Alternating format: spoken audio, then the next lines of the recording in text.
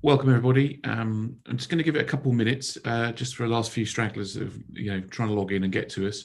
So bear with us a second, 2 more minutes, and then we will get started. Thanks a lot.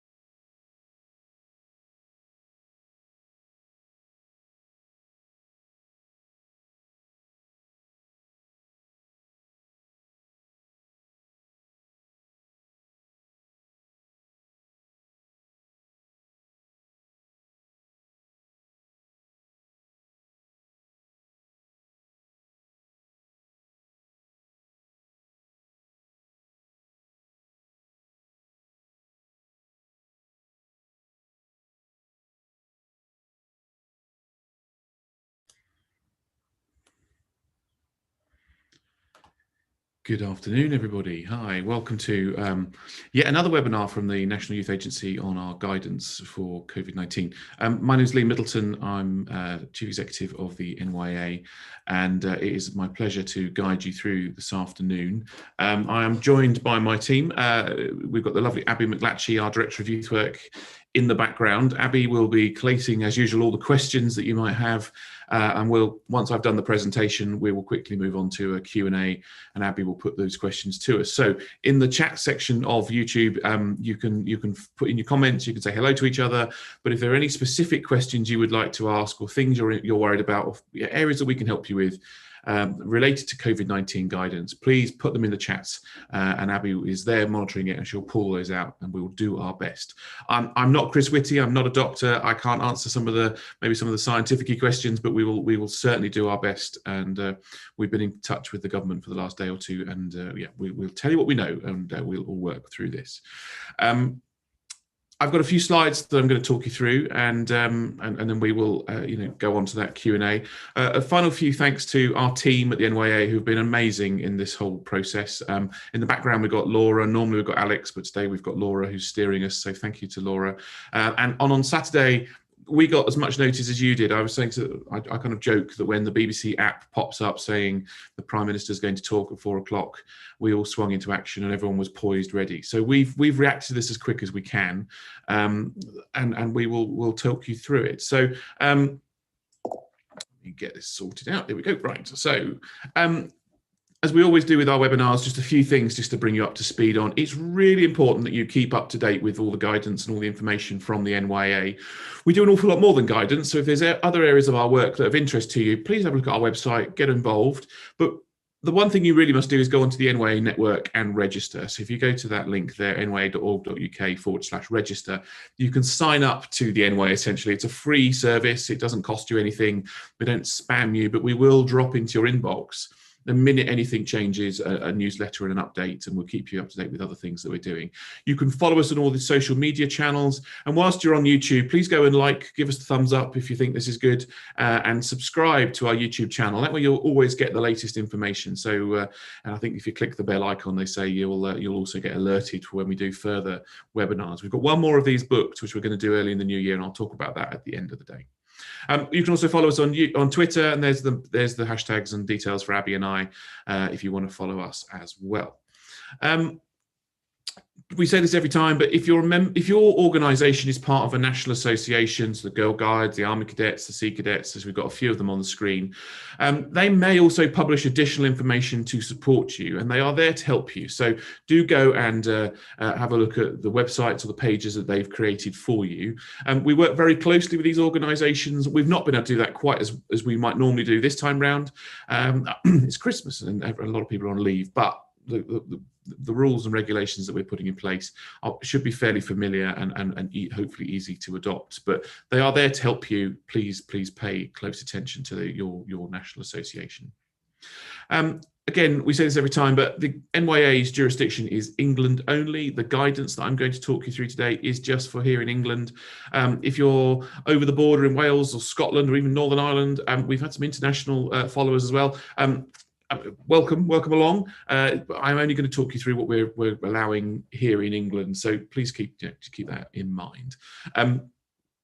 We do talk to other nations. They are doing their own sort of thing. It's becoming quite fairly similar now, but do keep an eye that this is just for England only. It's really important to download and keep up to date with the latest version of our guidance. The latest version is actually version 4.2. We updated it at the end of last week. It was a very, very small tweak, so small and so insignificant. We didn't bother to tell everybody that we'd updated it, but there is a new version on there. Every now and again, the government asks us to put in stock wording. And this is wording that goes into all the advice that every sector is being asked to supply. It didn't affect the youth sector, but we had to put that wording in, so we did. But download 4.2, go and have a look at that document. And in there is all the stuff you need to know about being COVID secure and nice and safe. And just to reiterate, all the guidance that we provide you is endorsed and supported by Public Health England, Health and Safety Executive, and the Department for Digital Culture, Media and Sport. If there are colleagues from DCMS watching at home as well, thank you so much to those. Number of colleagues there work so hard with us to make sure we get the right package for young people that's responsible and safe, but allowing the sector to do as much as it can within the regulations. We're able to push back. We're able to have conversations with the officials in the Cabinet Office and the Department for Health who drive all this work, and they do listen and they do take on board our thoughts and our concerns, and we've had some significant success. So big thanks to the partnership between government departments and the NYA. So download the latest version of the guidance. It is there to support you. So this is sort of a slide we put together to sort of, I'll try and explain to you what's now in place from the 20th of December. And in one way, it's fairly simple. The rules, if you're not in tier 4, so if you're in tiers 1, 2 or 3, then what you can see on your screen in terms of amber and red for under and over 18s completely applies. It doesn't matter which tier you're in, whether you're in Cornwall at 1 or somewhere in the Midlands in tier 3. If you're under 18, you can operate fairly freely as normal under our amber rules. Drop-in services are fine, open access is fine, that works perfectly well. If you're working in tiers 1, 2 and 3 and you're working with over 18s, again, you can do all the usual things, except that you have to provide a support group, so an invite only. I'm going to walk you through all of that in a moment. What happened when Tier 4 was announced on Saturday, and the challenge this time around is it was announced and then less than 6 hours later it was imposed, it was implemented at, or maybe 8 hours later at midnight. For all Tier Group 4 areas, it doesn't matter which age group, under or over 18, you are now following our red guidance. So I'm going to talk you through the red guidance. And that basically means we can provide support groups, online services, detached youth work, one-to-one support for young people. And we can use our venues, we can meet with young people face-to-face in Tier 4, but it has to be for a specific purpose, to a specific group of young people who've been invited along. And those young people need to be identified by you locally as vulnerable. And we'll cover all of this as we go through this afternoon. So, yeah, we now have 4 different tiers. We will update the graphic in the document eventually in the new year. We'll get that sorted. But if you've come here to, if you've just moved into Tier 4, and I live in Berkshire, and I went from Tier 2 to 4 within 48 hours, and we've been getting to grips with what it means for us here.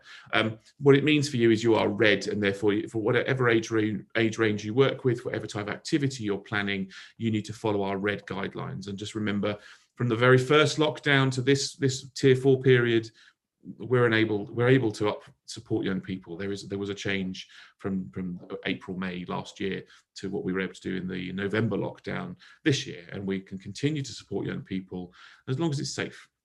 So I'm going to walk you through what this all means. If you've got questions, and if you're not sure, and what often happens is there's some really kind of specific nuances that, very, unusual circumstances you might operate on, or you've got an event coming up, pop it in the chat. We will try and get back to you as soon as, and Abby will be filtering those for you.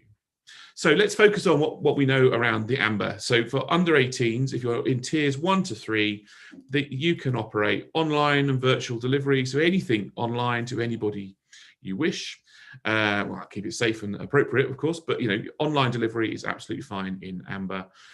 Detached and outreach is fine in amber, and you can go out, and I've got a slide later on detached and outreach, and the rules are a little different between amber and red. We can provide one-to-one support for young people indoors under amber. So again, under 18s and tiers 1 to 3, you can provide that support.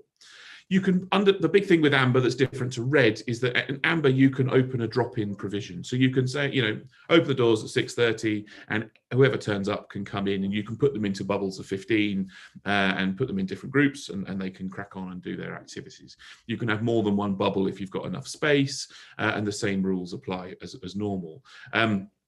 So, for those of you that are still in tiers 1, 2, and 3, that's amazing, and you can provide all these support and services to young people.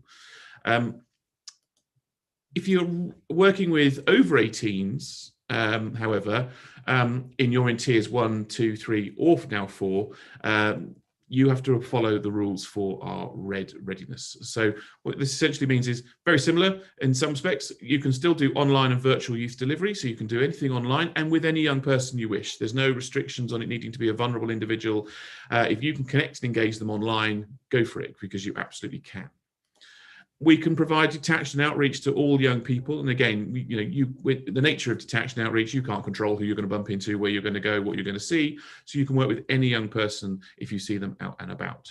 Of course, if you're in a tier 4 area like I am, there's a stay-at-home order, as the government calls it, which means we shouldn't be going out and about as much as normal. But you are allowed to go out and physically active, exercise and things like that. And I think we're being realistic that we can't lock young people up; they will go out and about. So if you're out doing detached and outreach work, then you are welcome to do so in all 4 levels under red for over 18s. If you're doing, you can do one-to-one delivery indoors for over 18s under the red circumstances. And again, you can have other people in the building. You can be doing you can have staff, admin staff, or additional workers. You wouldn't do one-to-one without sort of at least 2 staff in the building, even if you're in a one-to-one space. But we can provide that indoors.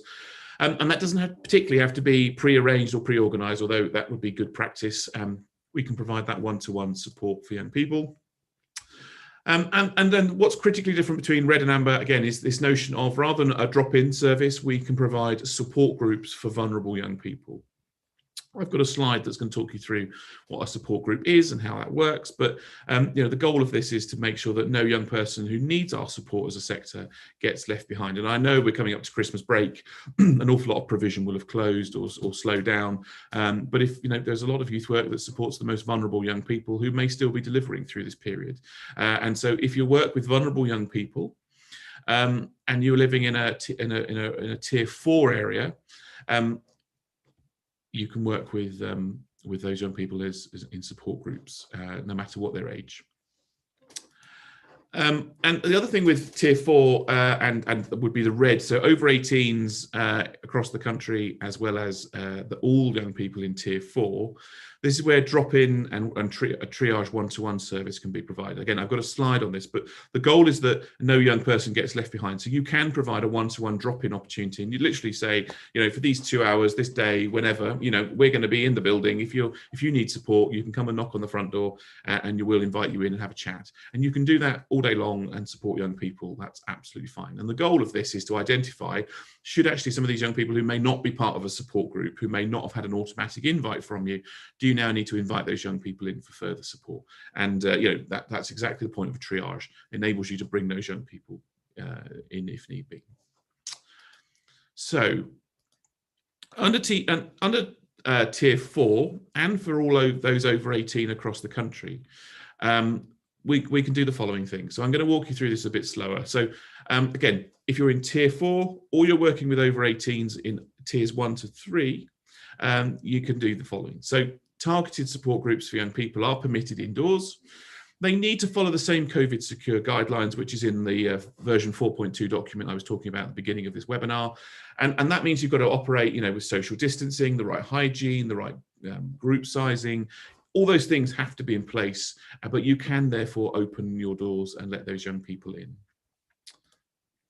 Attendees need to be what we're loosely calling, I would say, formally invited. So you don't have to send them a letter. You don't have to have anything, a bit of paper or anything. You can just text them or tell them, you were invited to come along to tonight's session at 7 o'clock, we look forward to seeing you. That is absolutely fine. We're not trying to create an admin role of inviting lots of people, but you can't operate a drop-in service. So it has to be for individuals who you identify who need support, and invite them to come at a date and time to access that support.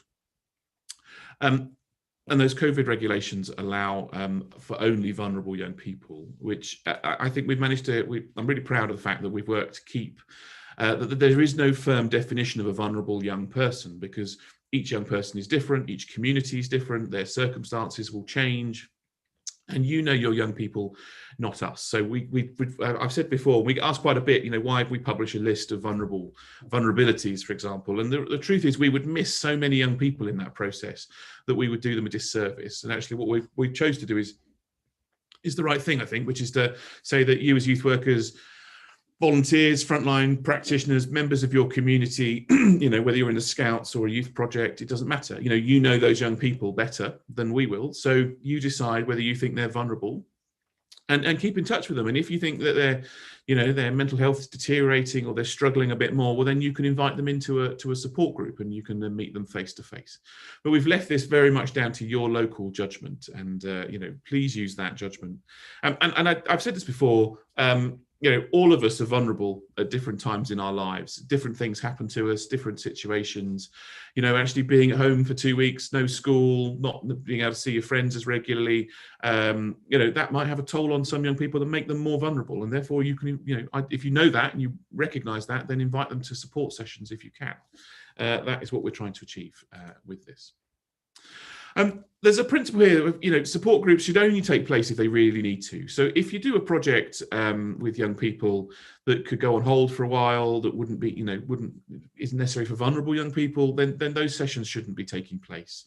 And if a young person is going to not need to attend something because they don't need that support in the immediacy, well then, we're trying to minimize the spread of the virus. We've got this new version of it, which doesn't appear to be any more harmful, but it spreads a lot quicker. So the least activity in some respects, the better. But our overriding principle is that all young people who need support should get it if we can provide it. So, therefore, there is no need to not operate. I will just say, and we say this every time, this is simply our guidance. This is what the regulations allow us to do, and our job is to make that available to you to make your own local decisions. We are not compelling anybody to operate. We are not telling you must open your doors. And actually, if you don't feel comfortable, if it doesn't feel safe, or if in consultation with parents and young people, you think actually we're going to wait a couple of weeks, that's perfectly fine. That's absolutely a responsible thing to do. If you can't clean the building quick enough, if you can't open sessions safely, then you have a duty not to, really.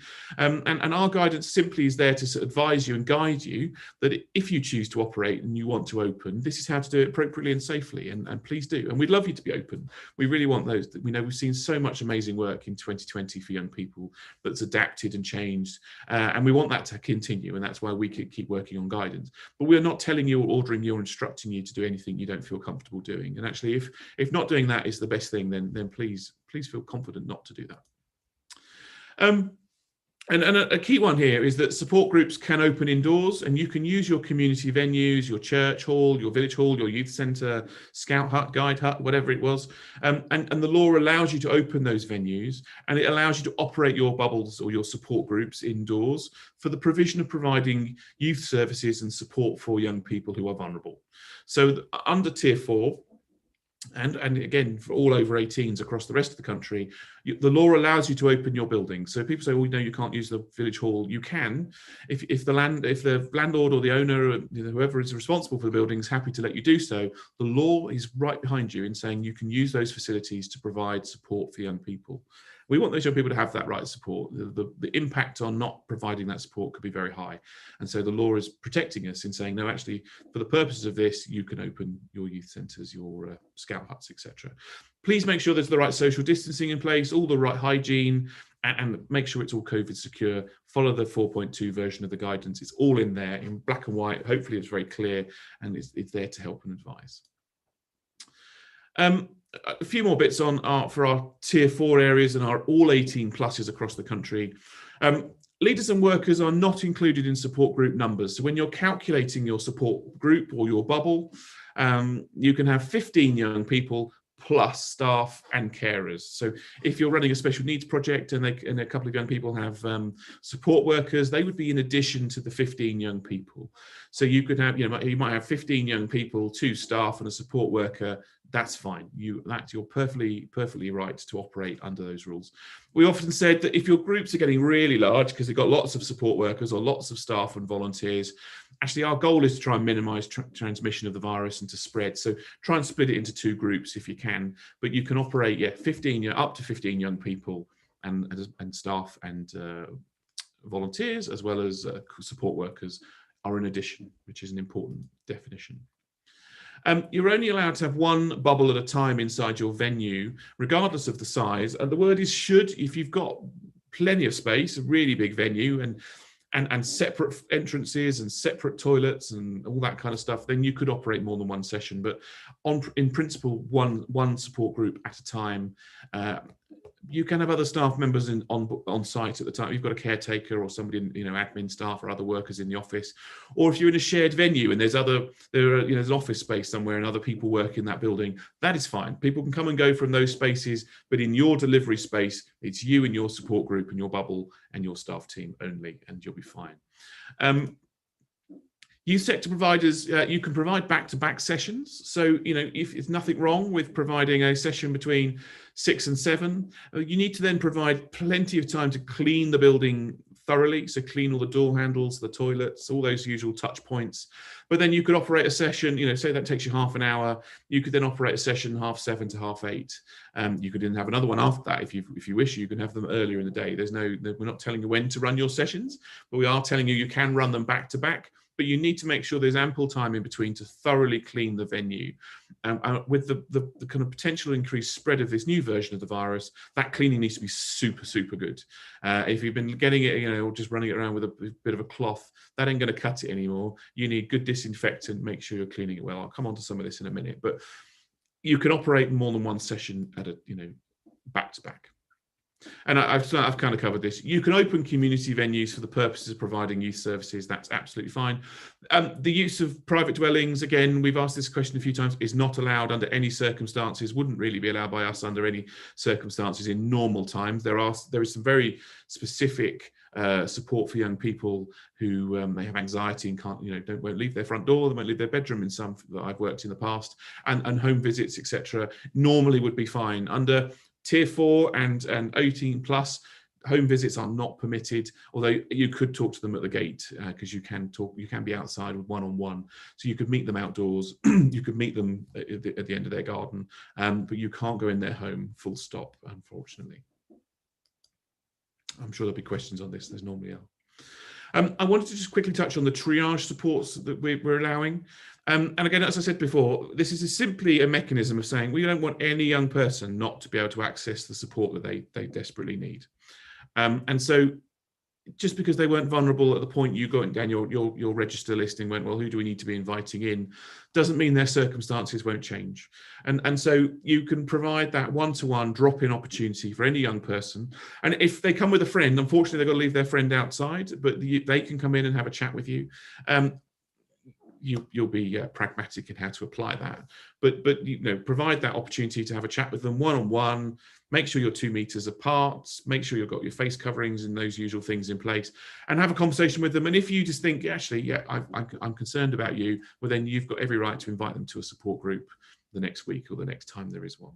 Please make sure your safeguarding protocols are in place. Our safeguarding, it must and still is our #1 responsibility. We might have lots of COVID guidance that we're wrestling with, but our safeguarding policies and procedures are your #1 responsibility. You have a duty of care to safeguard young people that overrides most of this stuff. So, but make sure that you're following your safeguarding rules as normal. You haven't got to do anything particularly specifically special. Follow those safeguarding protocols, but you can do that one-to-one with young people. We don't want any young person who is vulnerable to be excluded from support, and that's why we've created this triage route. So you can meet them up, and then you could invite them to tomorrow night's session if you wish. Detached and outreach. This hasn't changed at all from previous guidance. So youth workers can be out and about. We can meet young people in the park, in community spaces. And yes, there's no rule of 6 if you're in tier 4 or over 18s. It's tier 4. Whereas you can be out one-on-one. The world is pragmatic and recognises that there might well be young people who are out in groups larger than one-on-one. And if you come across them, you are welcome to go and engage them. You are covered by the law because you are out there to be a professional or a community member of recognised by us as the national body to go and support and engage those young people. So if you're there to do a job, which that job is to go and engage young people under the employment regulations, you are perfectly welcome to go and engage. And if you bump into a group of 30 young people in the park in a tier 4 area, we've said before, I think we've got a major job to educate young people that this is not acceptable. It's not your job to break them up, spread them out. It's not your job to send them home. Our job is to engage and educate young people, and that's what we should be trying to do. We've got separate guidance around detached youth work in general during COVID-19, working with our partners at the Federation of Detached Youth Work. We caught up with them only yesterday. They're an amazing organisation doing some phenomenal stuff, and follow that guidance. I'll show you what it looks like in a minute. I've got a copy of that, but you can find all that on our website, or you can also find it on their website as well. So a few little additional bits and pieces.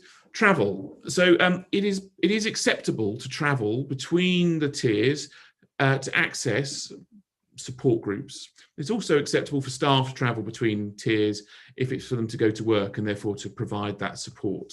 And that applies to tiers 1 to 4 as far as we can see. So if you live, I know if you're in a tier 4 area, the rhetoric at the moment is, stay at home, don't go out, don't travel, don't move into other tier areas. The thing that's really important in that language is unless to go to work. So if you're a worker, you're going to work and you can travel across those borders to do so. And for young people, the regulations allow you to travel across borders to access a support session. And you can provide that transport for them. So that can be a bus, a taxi, in a car or scooter, I don't mind. But young people can travel around to access youth work and to access youth sector support. And workers and volunteers, community members who help you can also do that so that they can provide that support. That's all covered as far as we're aware. Venues can open, I've kind of covered this already. So, you can open those venues perfectly legally and appropriately to provide those sessions. Trips, visits and residentials are not permitted across the country, full stop. Certainly in tier 4, nothing at all. Under amber, you could do some localized visits, but you're going to be keeping that to the absolute bare minimum. And I would be asking myself as a professional youth practitioner at the moment, do I need to be doing this? And in my head, largely the answer will be no. So, trips and visits not permitted under tier 4. All sessions should be pre-planned activities, be aware of what you want to do, but you can still do all the same kind of stuff that you were doing before. There's no types of activities that are excluded. So you can still do sports and cooking and team games and activities, but you've got to be really careful around your hygiene and your social distancing. So keeping people, ideally 2 meters apart, it can be 1 meter plus if they've got face coverings on, and actually not sharing equipment, not sharing utensils and pots and pans or balls or keyboards without them being thoroughly cleaned and disinfected in between people. It is laborious and really testing, but we have really got to be good at this stuff, and we've probably got to up our game a bit with this new variant for a while. Remember, it looks like the vaccines are coming, but for most of the youth sector, particularly young people, those vaccines are going to be a very long way away. So, we've got to be good at this stuff to protect, family members and young people. And here's a point around support groups. Again, they should be kept to a minimum, and a minimum duration, the minimum number of young people in attendance. And if they're not needed, then I guess is don't provide them. But if young people need that support, then you're welcome to do it, of course, and that's why we're having this webinar for you. Okay, so picking up a few bits around being COVID secure. If you follow these 8 steps, then you will be largely COVID secure. There's far more detail in our guidance document. Please download it, please read it. And if you've not read it for a couple of weeks or a month or so, then download the new version and read it again, because it just reminds yourself of all the details, because there's quite a lot in those documents. So you need to put your action plans in place. If you're in a tier 4 area, you're going to have to definitely go and revisit your action plan. Look at the types of activities you're planning, who's got what roles and responsibilities, how you're going to manage, the extra cleanliness, hygiene concerns. Be really clear about your action plan. Again, tier 4, your risk assessments are going to need to be reviewed. Make sure you've got, who is vulnerable, who's clinically vulnerable, should they be coming? Think these things through much, just as well as you were right at the beginning, and have another think about it. Make sure, you've just thought through all the obvious things, and then you're absolutely fine to operate. Bubbles and group sizes, again, just to recap, bubbles can be, groups or bubbles, support groups or a bubble can be up to 15 young people, plus staff, plus carers. If they're getting too big, split them if you can. One bubble per venue if you're in tier 4. If you've got a massive space, you could operate more than one, but you've got to be really clear that you've got separate entrances, separate toilets, and that the two groups essentially never come into contact with each other. Hygiene needs to be really robust. Washing of hands is great. Sanitizer works, but actually washing hands is almost as better, because it breaks down the oil in the virus molecules. Becoming a bit of an expert in viruses, aren't we, this year? So make sure, when everyone arrives, washing your hands, routinely washing hands throughout the session, lots of hand gel if they're touching things. Be really, do our best around this stuff. Venues need to be squeaky clean. There probably isn't a parish council hall around the country that isn't looking gleaming by this point, because every door handle, every toilet seat, all this stuff needs to be washed and cleaned regularly and kept. We've got to be keeping this up. So the big risk areas are regular touch points. So the front door, as you come through, it isn't automatic, and everyone has to press the same button or the bar to open the doors. Well, everyone's touching it. Everyone could pick up the virus. So regularly wiping that down with alcohol wipes, soap and water, just the same. Bit of cleaner would be great. So keep that going. Face coverings, the rules haven't changed at all. So if you're aged 11 or over, so you've had your 11th birthday, you need to be wearing a face covering. There are some very, very valid exemptions where they wouldn't be required. There are no formal letters or bits of paper or cards. There's lots of stuff on Twitter, or on eBay, etc. They're all fake. None of them are genuine, I don't believe. A few doctor surgeries have issued a few letters, but not much. But yeah, so if they say they don't need to, they've got an exemption, then you can take them at their word. But everybody over 11, this includes workers as well, need to be wearing face coverings. Volunteers, staff, parents when visiting, external contractors. If you've got a DJ coming in to do a workshop, they need to be wearing them.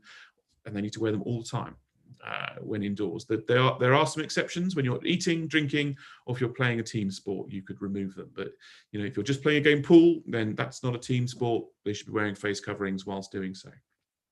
Social distancing. I mean, now, certainly if you're in tier 4, keep as far apart as possible. 2 meters is the ideal, but actually it can be 1 meter plus if you've got face coverings, but we've got to keep that social distancing as best we can. That also sort of applies outdoors as well as indoors. You'll see people when you're outside Tesco's or Sainsbury's or wherever you go shopping, people, there's the dots on the ground, and they're trying to keep people 2+ meters apart, so 1+ meter apart. So same thing, if you're outdoors, try and keep people apart. And face coverings are not necessarily required outdoors, but if you're operating in close proximity, then you should, why not wear them? And again, if you're 16 and over and it's appropriate, then download the QR code and scan them as you come through, and use the NHS Test and Trace app is what we're recommending. You can find all this information on our website. We published a specific guidance document on Saturday called Tier 4 Red Readiness, and it's your guide to all the things you need to do and think of in Tier 4. It works in tandem with our 4.2 main guidance document. Again, we'll wait to see what happens in the new year. Eventually, we'll try and bring them both back together, but we needed to quickly publish. If you're in Tier 4, follow the red guidance, and we've got a specific document on that. But on our website, you will find links to this webinar. You will find all the documents to download. You'll find some other tools and things to help you. So when you go to our website, on the front page, or as soon as you load, it'll load up a pop-up box that will tell you what the rules are, and you can look at that as a cross-reference. And if you're confused, then read the documentation, and if you really need help, you can get in touch with us. One thing I just want to let everybody know, we are actually, the NYA is closing for the winter Christmas break at the end of today. So if you've got questions we don't cover today, please post them in our guidance inbox, which is guidance@nya.org.uk. If you post it to us there, we will get to it by the end of today, tomorrow. But after today, we are closed until the 4th of January. Now, don't worry, if the government says we're changing the rules again, or if there are additional things, Just like on Saturday, my amazing team swung into action. There were 6 or 7 of us working late on Saturday, getting the new guidance out, setting all this up. We will activate ourselves if we have to, but we're trying to have a good Christmas and let our staff have a rest. It's just like for everybody, it has been one heck of a year. So we will not automatically reply to guidance emails after today, and we will get back to you on the 4th of January. The other thing just to add is we're running another one of these webinars on the 5th of January. So most people are due back on the 4th. The government has said it's going to review the tiers across the whole country on the 30th of December. So what we're planning to do is to see what comes from that. And I will do another one of these webinars with Abby on the 5th of January. And if more areas have gone into tier 4, then there might be other colleagues who want to join us. We're not expecting the rules to change. We're not expecting the tiers, the impact of each tier to change, but we will run a second webinar on the 5th of January at 1 o'clock. So again, if you've had your Christmas break and you've switched off and hats off to you if you've done that, and you come back and go, now what? You can join us again on the 5th to listen to this all over again. So, the government's clear messages around washing our hands, covering face and making space are absolutely critical. And we must all be doing this. I'm not here to do the government's public health job for them. This is just the logic safety thing that we should all be doing to be responsible. So let's make sure everyone's washing their hands, covering their face and making ample space between us. Here's a copy of the guidance that developed with the Federation of Detached Youth Work. You can go onto our website, you'll find that. You can download it and have a look at it, and it will be there as an additional layer of support for you as you try and do detached youth work.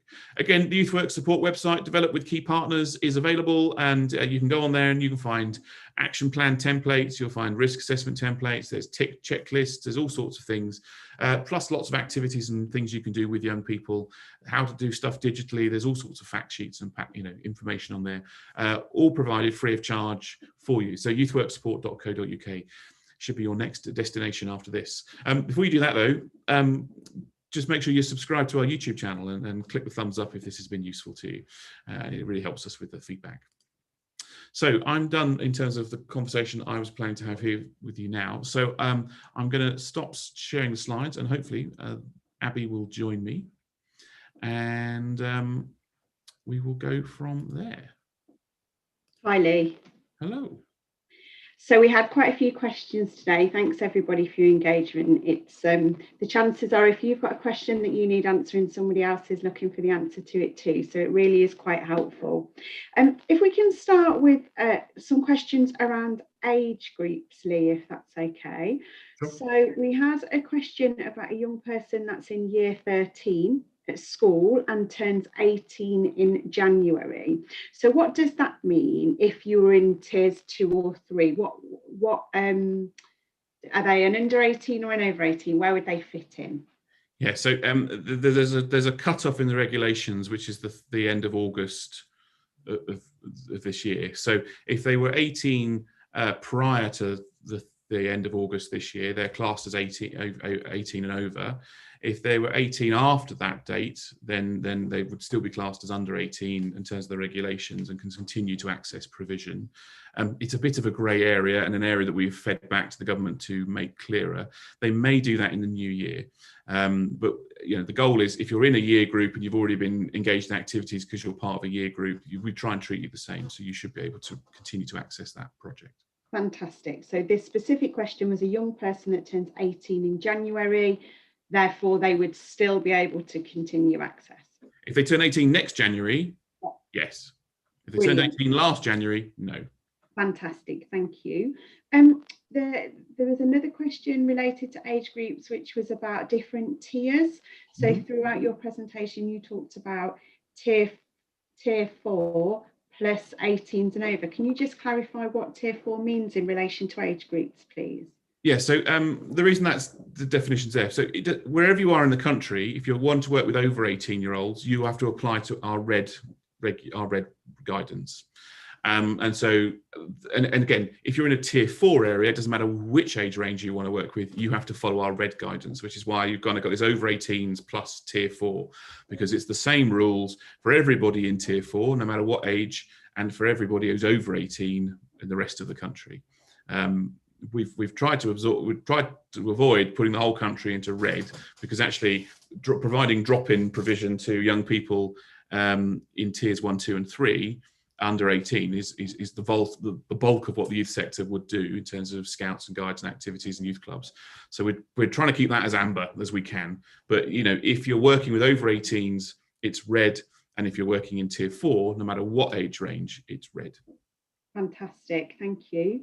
Can we just have a little bit of clarity or reconfirmation around the use of face masks? I know you covered it in your presentation, but there was a question about, might there be any circumstances when in that group work setting a young person could take their mask off? So for example, if you were doing a group activity, the young people were remaining 2 meters apart, but they were struggling to communicate because they were wearing a mask. Would that change anything? Sadly not, no. I mean, if you're indoors, the rules, the law, it is the law now, requires everybody 11 and over to be wearing a face covering, unless they've got a fair exemption, of course. And it doesn't matter how far apart you are. You could be 3 meters apart, 5 meters apart, you still have to wear a face covering. It is tricky. We really understand that it makes communication much more challenging for young people. But the law does, and I can't advise anything other than what the law of the land states, and the law of the land is really clear that face coverings need to be worn. So you can't, even if you had the Queen's dining room table and you had one person at each end and they were miles apart, they would still have to wear face coverings indoors. And the reason for that is it's about if they move around and go to other parts of the building, people have got them on already and they can't remove them. So they can be removed, but eating and drinking, but again, you should be spaced out 2 meters or so apart. So, you're not sat one-on-one, like, too close.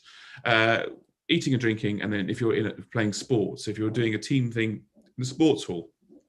But again, I think what we've been encouraging the sector to think really carefully about, what types of activities are you doing, and do you need to do those activities if they increase the risk? So a big, 20-a-side football game and lots of lads kicking, huffing and puffing, and they're all kicking the ball and barging each other out the way. Well, that's just a classic way of how you're going to spread the virus. I wouldn't think that's an appropriate activity right now.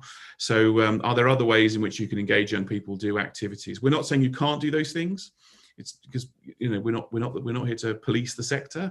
We're just saying that's not a kind of appropriate activities. But you can remove them for those sorts of sports, for sport activity, eating, drinking, and sport. Thank you, Lee. Is there somewhere that people could get information about what exemptions might be about face masks? Is that information available? Yeah, if you go to gov.uk and then / I think it's coronavirus, or if you go into gov.uk on there's the coronavirus hub, and there's a whole section on there around face coverings. And if the government has defined exemptions, then you'll find it on there. I'm not sure, to be honest with you, that they've actually provided a very definitive list. I think they've given you some broad themes, because actually, I know one that comes up a lot is around claustrophobia, and some people can be very claustrophobic, and others, can be fine, and circumstances change whether you can or can't do it. So I know somebody I know, actually outdoors wearing a mask is not a problem for them, but if they're in a very close confined space, that's where they struggle. Actually, they're trying to avoid going in those confined spaces because that's where they probably need a mask. So but gov.uk. Brilliant, thanks, Lee. We had quite an interesting question around youth work in schools, working on the basis that schools return as anticipated in January. If somebody was delivering youth work sessions in a school with a class bubble, so sizes being therefore quite different, more than 15, etc., with different ages potentially, is that still acceptable, or would they have to use the youth sector group size? No. So if you're delivering to a class, so there's a difference between using a school as a venue to run a youth club. If you're using the school sports hall to run your youth club activity outside of school hours, then you need to be following probably our guidance. If you're delivering in school as part of the school day to a cohort of pupils in a classroom, then you follow the school's rules and you don't have to follow our guidance at all. So in school, masks aren't particularly, they might be encouraged, but they're not required. They'll be in bigger groups. They'll be in year bubbles potentially. All of that is fine. You just need to make sure you've got the permission of the school leadership to go and do those activities, and they should tell you what they expect you to do in terms of, social distancing, safeguarding, and those elements. But yeah, if you're delivering in school as part of school, that comes under the Department of Education's guidance, and you just get the school to tell you what you need to do. Fantastic, that's really helpful, thank you. And we had quite a few questions around location of where we can deliver. So if we could just go through those, that'd be really helpful. In the current guidance, it's quite clear about the types of venues that you can deliver youth work in, community buildings, etc. But we had a question about a workshop or office environment. If there's no one else present in that environment, so it's being used solely for the purposes of delivering the youth work activity, is that an acceptable venue as long as it's COVID secure and is compliant with all of the practices that need to be in place? Yeah. So if it was like, I don't know, a local landlord would let you use an office block, just designate it as a community facility for that, for the, you know, for what you, when you're using it. So the law has been changed to allow community venues to open for the purposes of youth sector activity, or, you know, support groups. So as includes adults, so alcohol anonymous, all sorts of projects that support vulnerable young, you know, vulnerable citizens. It doesn't matter what age.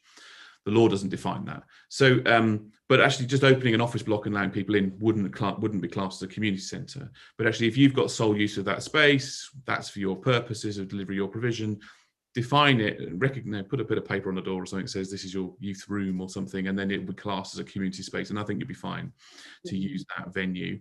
The legislation around the COVID stuff, you know, allows for churches, you know, community halls, and community venues, and the community venue is defined as a youth centre, a scout hut, any kind of community hall or venue.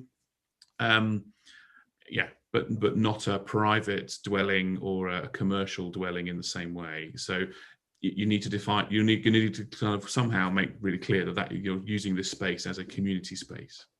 Fantastic, thank you. We'll go on to the more tricky one that links to community spaces then, rather than the easy one. So we had somebody comment in the chat who says their local council has actually closed all youth and community buildings and won't reopen them. What can they do about that? Because they now haven't got anywhere to operate their service. Right, that's tricky, because the local authority has the right to do that, particularly if it's their buildings.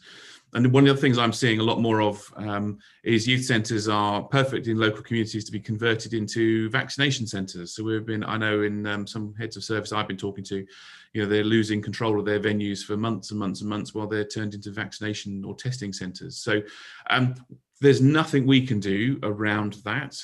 I would talk to your local councillor, talk to your local elected official, maybe, you know, contact your MP if necessary. It's a kind of an old-fashioned lobbying exercise. Ask them why they've, you know, ask them for a really clear, description or reason of why they won't open. So if it's that they don't feel they've got the right they haven't got the right hygiene levels because they haven't got enough cleaners or things like that, then work with them to try and see why that you know, if that can be overcome. If it's just we're blanketly closing it, then you know, I get a bit pushy and sort of say, hang on a minute, this isn't good enough for young people. You're failing in your duty. You can always pull the trump card, which is, you know, there is a legal duty on local authorities to provide support services for young people. It's a weak duty, as we all know, in the youth sector, but 508B of the Education Act does declare that, and actually they need to be opening their venues to achieve that. They might tell it to push off, and there's little you can do about it, to be fair, but there's nothing we can centrally do. I know there's messaging gone out from the Local Government Association, have been great and working with us on this stuff. So they've been sort of pushing the messages and the guidance to local authority chief execs and director of children's services to say, you know, these activities should be going on. You shouldn't be furloughing these workers. They should be at the front line to support young people. That doesn't always get through everywhere. If your venue is being turned into a testing or vaccination centre, you're done. I mean, I wouldn't even try and argue it. I think, you know, that's clearly the national priority, and that's what they're going to do, and see what comes next. But yeah, it is really difficult. It's really difficult. And maybe see if you can borrow, you know, speak to the parish council, or, you know, see if there's another venue that you can try and move to, or, you know, detached, do it outside. It's a bit difficult when the weather's getting cold and wet, but, you know, let's try. You know, one thing I love about our youth sector is it is the most innovative place on the planet when it needs to be. And some of the stuff we saw at the beginning of this COVID-19 in terms of how people transform their delivery, maybe you have a look around and see what others have done and see what you might be able to do to keep in touch with young people. And some of that information is available on the Youth Work Support website. So if you do have to quickly mobilise to a digital or to a detached. A lot of the stuff that will help you is on that website, risk assessments, templates, etc. So do have a good nosy and get in touch. We might be able to put you in touch with somebody that's doing a similar service. So use the guidance inbox. Okay, thank you for that.